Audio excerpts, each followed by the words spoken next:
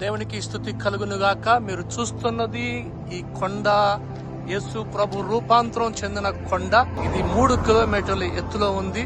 Heavy vehicle మీద 10 నిమిషాలు పడుతుంది. అద్భుతమైన ఈ యొక్క అనుభూతి. మరి ఆ కొండ ఎక్కుతూ ఉంటున్నప్పుడు నిజంగా నాడు పేతురు, యోహాను, యాకోబు, యేసు క్రీస్తు ఎలాగే కొండెక్కారో తెలియదు కానీ అంతగా అలసిపోయాం. బస్సు మీద పోయి బస్సు దిగి మళ్ళా ఇంకొక వెహికల్ ఎక్కి ఆ వెహికల్ ఇంకొక దూరం నడిచిన తర్వాత అద్భుతమైన అక్కడ ఒక చిన్న ఒక గుడి కనపడడం చూసారు. ఒక గుడి దాన్ని జూమ్ చేస్తే అక్కడ అవకాశం ఉంటే ఎస్ అది అక్కడ ఏంటంటే అక్కడే గుర్తుగా ఒక మందిరాన్ని కూడా కట్టారు.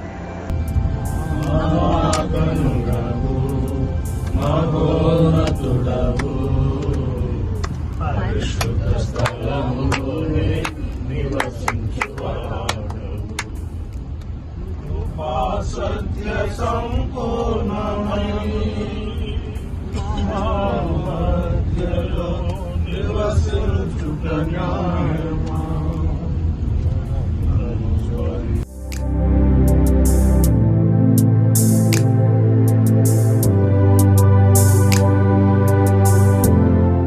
దేవునికి స్తుతి కలుగునుగాక. ఈ సమయంలో మేము ఇజ్రాయెల్ దేశంలో ఉన్నాము.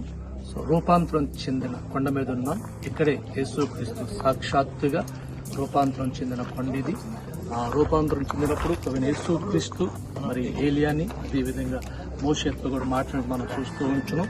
ఆ సన్నివేశాన్ని అంతా పేతురు చూసి మరి పేతురు అంటున్నాడు, ఇక్కడ మనం ఉంటూ మంచిది 3 పర్ణశాలలకు రాదని చెప్తూ దానికి గుర్తుగా చక్కటి మందిరం కట్టబడితే మనం చూస్తూ ఉంటున్నాం. ఈ మందిరంలో కూడా ఏలియా ఫోటో అదేవిధంగా మరి మోషే ఫోటో చాలా సంతోషించాం.